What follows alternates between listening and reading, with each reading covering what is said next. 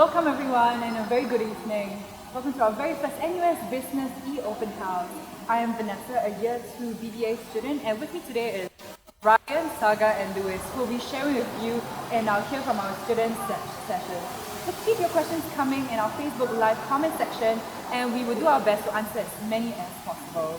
So to get everything started, let me start by asking, why do you choose NUS Business? So Ryan, maybe you can start first. Okay, so I chose NUS Business because I like NUS as a school because it could provide the student life and there were a lot of things I could do, the possibilities were endless. So for instance, I stayed on Tembusu College and I really had a good time there and it really added on to my experience here and business really gives you an edge when you're searching for jobs. And by edge, right, do you mean maybe because it's broader or? It's a mix of factors. So for one, it's a broad-based curriculum, but at the same time, you also learn the necessary skills on how to do interviews and things like that, and you really understand what is out there and what the job market is like. Okay. Thank you. Saga, yourself? Well, I think when I just got out of after my A levels, the first thing that made me come towards NUS was basically its name and reputation. I think NUS Business School is definitely one of the top in Asia. I had a lot of seniors that came here as well, so that was a big influence on my decision. And I think similarly, as Ryan said, it's got a very vibrant student life, it's got a very vibrant campus life, and I wanted sort of a mixture between academics and also enjoying with my peers and perhaps broadening my social circle and things like that. So I think broadly speaking, that's why I chose NUS. Nice. Yeah. So Lewis, I met Lewis before I entered NUS actually, and truth be told, he told me a lot about NUS life, especially in Cambridge Hall and in business. So part of the reason why I ended up in NUS business was also from hearing from my seniors. So Lewis, why don't you share from your experience about why you chose NUS business? Okay, sure. So as a guy straight out of army, there wasn't really much info we could get from like the public domain and stuff. So I was asking around like seniors and all, and they actually shared that the campus life in NUS is actually the most vibrant in Singapore, and there are clubs and societies which are very rigorous and very beneficial for our careers, and these are the two main reasons why I actually decided on NUS.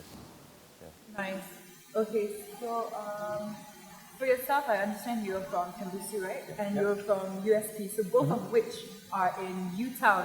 Why don't you tell me more about campus life in UTown specifically? Okay, I'll go first, I guess. So for UTown, there are two different programs you can take. One of them is the UTown College program, so that's Tembusu College of St. Peter Tan, and then there's also Augustine College 4 as well. So what you get to do is, it's quite similar to USP actually, and so what you do is that you do a few modules within the college, and there are fellows in there, and you take classes together with people from across different faculties, and then you also mingle with them on a day-to-day basis because it's a residential college, right? So you will meet each other in the dining hall when you have breakfast or dinner, and then there are a lot of activities, like for instance, I play tabletop a lot, we board games. Tabletop? Yeah, so it's you play a lot of board games, so one of them, like it can be anything, so things like from Avalon to, there's this business game also called Top House, it's really fun, so we just play and enjoy ourselves. Okay. There's a lot to be done. So are you close to your Tembusu friends? Definitely, yes. Nice. Yourself? Yeah, I think similar aspects to what Ryan said. I think the life at UTown, at a UTown residence is really, really vibrant because you just get a whole range of activities. Just as Ryan said, he likes spending his time playing some board games with his friends. I think I was more active in the sports scene where we used to play a lot of football, sometimes touch rugby, things like that. And especially in UTown where you've got such a nice green space, you've got the gym, you've got the dance studios. I think it's just, it was a perfect community to sort of cultivate all of these activities and sort of just, make new friends along the way as well. Yeah, I agree. I visited my friends staying in UTown residence and in Kent as well. And it just looks really nice. Super convenient also because you have your supermarket and a lot of food options there. Exactly, so it must be very convenient. And huge gym and even the lounges in the specific halls. Right? Okay, and just like me, you're from Cambridge Hall. So, okay, before I ask you about hall, the misconception is that people lose a lot of sleep in hall. Is that true or false? Okay, that's actually true. You lose a lot of sleep, but what you gain out of it is it's a lot of memories that you really hold dear to you, like take for instance, I'm already a year 4 student, but my fondest memories of school was actually when I was year 1 in Hall, in Kent Ridge Hall. Yeah. So, okay, transitioning path is I don't participate in hall activities if I live there, I'll be ostracized. Is that true? Okay, so maybe I'll take that. It's not true that you'll be ostracized, but I only took part in one activity, which was cheerleading, and I definitely did not feel I was ostracized. Like, the people in NUS are very nice, we're not judgy at all. As long as you are sociable, you like to hang out with your friends, people respect you for who you are, you wouldn't have a problem. Yeah, I think it's fine. 'Cause for myself, I'm quite they call it phantom. This because I'm quite busy in other stuff outside school and I'm on little accent. But I'm still close to my blockmates and we still meet like even out of hall activities. So I think it's quite a nice environment to live in and study in. So for you guys? I think generally, we also do have a lot of activities that go on in the residential colleges. But I guess the emphasis there is slightly placed on doing some of their modules as elective. So I guess some people who prefer doing that sort of thing tend to move towards UTown. But that being said, I think I have to echo your sentiments in the sense that the community is very inclusive, regardless of whether you were once a part of them or not a part of them anymore. Like, everyone is still friends, everyone still hangs out together, and I think that's a very important part of my student life that I'm taking away. Yeah. I think for us in most of the colleges, and I think this will speak for halls as well, that when we all understand the fact that when everyone is different academic load and people's assignments and all they peak at different timings. So like for us, we don't call them CCs, we call them interest groups because the idea is that if you're not free, it's fine. We're not going to ask you, oh, why did you come or something like that. Yeah. Because it's really pop in and out when you can. And everyone that lives a different life and all different timings and stuff. So it's totally understandable and no one goes like, oh, he's not been active, let's not talk to him. I don't think that happens. So Zichun, I hope that answers your question. And I was speaking to the guys just now before this session, and I heard that you guys have very interesting student exchange programs. So, and you came from Sweden, United States, and Germany. So why don't you start with the States? So I did my exchange in the University of Michigan exactly, I think, 2 years ago. I think it was fantastic. I went to, because University of Michigan has a very good business school. They've got a good partnership with NUS. So the professors there are really, really good. We had very good classes, a lot of new learning, especially because you're learning in a Western environment versus an Asian environment back in Singapore. Definitely a lot of differences, but a lot to take home as well. And not to forget, mixing around with the local students, understanding their way of life, things like that. It's an experience that you will otherwise never get at other places. So I'm very happy to have done it. Nice. Yeah. Yourself in Sweden? Yeah, so Sweden is a very nice country and I'm very glad that NUS gave us the opportunity to go to such a nice place for student exchange. And what I really liked about student exchange was it exposes you to different people of different walks of life, different cultures, different backgrounds, and that really helps you shape you as a person, that you're a team player and that you can work in a diverse setting, and I think that's really very important. Okay, so you meet other international students as well in your uni. Yes. So I think for Germany, for me, it was a very good chance to travel because Germany is right in the middle of Europe. So, Yeah, so you city hop around Europe? Yeah, it was. I'm sure. It was very eventful. So Okay. you get to travel a lot, but at the same time, you learn, you find out how they conduct classes, and it can be different. And it isn't a culture shock, but you definitely see how other universities teach their classes as well. So like the University of Sydney, so they will have like intensive courses, and then they really go through cases, and you really get to learn from their point of view, interacting with the many different nationalities there. They come from everywhere, from Europe, South America, Asia, fellow Asians. So you really get to mingle with them, and at least for my university, they really made sure that we had a good experience. They had a very good international office. They organized trips for us, and we really enjoyed ourselves.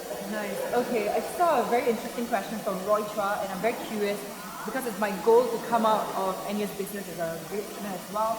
He asked, based on your observations, what are the skills or qualities common among those who excel in NUS business school? And I'm only year 2, but these are year 4 students, so I think they would know best. Why don't you share what are the qualities and skills that I should have if I want to excel? So should we each say one? We go down the line. Okay, I think I'll start off with being sociable. In in a very competitive industry, you really need a strong network to be sociable, to put yourself out there, like to not be afraid of new things. And building a strong network really helps, and you can only achieve that by being a sociable guy. Yeah, and I think there are quite a few workshops and seminars that teach you about networking skills, how to network on LinkedIn or in real life, and also networking sessions that are school organized to meet people in the industry as well. Yes. So if you're afraid to kind of step out yourself, maybe you can go through the school avenues to start networking. Yes, that's Lisa? right. I think for me, the greatest takeaway was learning how to be a team player and a leader. And I think there's a lot of development that happens in NUS Business School because every semester we have almost at least one project per module, and that allows you to take on different roles. Throughout my student life, I was either a member of a team, leading a team, so you get to really experience what it's like to be playing a different role, and then you sort of understand that. So when you go out into the working world, these soft skills of being a team player become really, really important. I find that has benefited me the most, especially in my internships and other experiences. Yeah. Okay, so I think there's one thing I would like to also, I personally feel is that the definition of excelling in NUS is good. There isn't a fixed way to excel, right? There's no very easy to say like, oh, it must be career success. Some people excel in academic, that's one strong point. Some people can land their dream job, and that's also a sort of way of saying you've excelled, right? So there's really no one way to see you've excelled, but what I can say for sure, in common with most NUS students, is that we come out learning a lot about the real world. We come out learning a lot of different skill sets. So I think one key component you mentioned, project, and there's also presentation. How do you carry yourself? These are life skills that you need, whether or not you're successful in a job or not. These will be skills that you definitely find handy going into the future. Yeah, speaking of presentation, last semester I did this public speaking elective module, and I think it was really helpful transferring it to, speaking right now in front of you guys and outside in networking as well, like you said. Okay, so besides that, I heard from you that you have a very interesting internship. Right, Saga, would you mind sharing about your internship? So I think I've been doing internships consistently since I entered the school. I think that's a very important part of student life. Concurrently getting some work experience alongside your academics, it definitely helps to enhance your learning. So I'm a finance specialization. So most of my internships have been along that track. I've done some internships within in some of the local banks or the international banks, and I think it's been a great way to supplement my learning, especially as I go along and do the more high-level classes, where the classes tend to be less focused on so much on just purely academics, but also how it relates to the real world, and you can actually see that going on as you learn. So which companies have you interned for, and how did you land these internships? I guess the most recent one that I interned for was Credit Suisse. I was with their investment banking division. Okay. It's a long process to land these internships. There's a lot of interviews that you have to go through, a lot of preparation that you have to do before. But I think the one key factor was that helped me get the internship was consistently working my way since I was a junior. I think they really liked that I was putting in effort, not only in school but also outside of school, trying to get as much exposure to the industry. So I joined NUS Investment Society, which is part of which is an interest group or society in NUS. And essentially what we do there is like sort of like-minded individuals coming together, and we try to mimic what the banks or the investment bankers or the traders do outside. So we sort of get experience here in school, and then we are able to show our employers that we can apply that outside. And so I think that helped a lot. Okay, so speaking of investment banking, you're in investment banking club in NUS. Yes, that's correct. Somewhat related to your internships or your personal interests for career goals. Why do you choose to join IBC? Sure. I chose to join the club because unlike investment society that Saga is in, the investment banking club is a mentorship club whereby seniors who have landed jobs in the international investment banks, they'll come. They have this mentorship program with juniors. They'll teach you like interview skills, what you should do, how to network, and like hard skills as well. So I joined it because I was passionate about it and I wanted it as a career, and it has really worked out great for me. Like some of my closest friends are my mentors. Like I recently hung out with him like yesterday, so it's quite nice. Like the community is really very close. Okay, as a student, one of the best things that you should get out as a student is all these free mentorship sessions, because once you graduate, I'm pretty sure you pay thousands of dollars for consultancy sessions. But as a student, you get all these mentors to come down to NUS for free. So Yeah. it's one of the best opportunities as a student. So, and okay, how about tell us more about your double degree program? Because I'm in DDP as well. You were from DDP, so I just want to hear what it's like to be a business and econs double degree student. Okay, so for business and economics specifically, I think this double degree really harnesses the strength of both sides. Because a lot of people say business and economics are quite similar, and it is true, but it's about harnessing synergy and really going for the depth. And what we do is that I will split my time between business and the arts and social sciences. So I'll take economics modules there, and then I'll take the business modules here as well. So what a double degree is like is that you actually do the exact same program that maybe a single degree student would do. But because in single degrees you have this thing called unrestricted electives, things that you can choose any module, those are pretty much pre-selected for us, and Yeah. we have to use it to finish like a second degree. And it's quite flexible, so you can choose. I can still choose my specializations. I can still choose whether I want to do single honors or double honors, and these are all your decisions you can make. And we also in the biz office there is actually a dedicated staff that help us out, and she's really helpful. Carol, right? Yes, Yeah. Carol, yes. She really helps us out, and she's very friendly Yeah. and approachable. Okay, there's a question from Singhua that I think is very interesting, but it's best left for the deans to answer.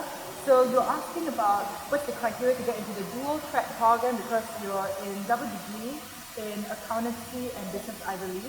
So tune in later for the last session of the day, where we'll be speaking to two of the deans and they will answer you regarding the criteria.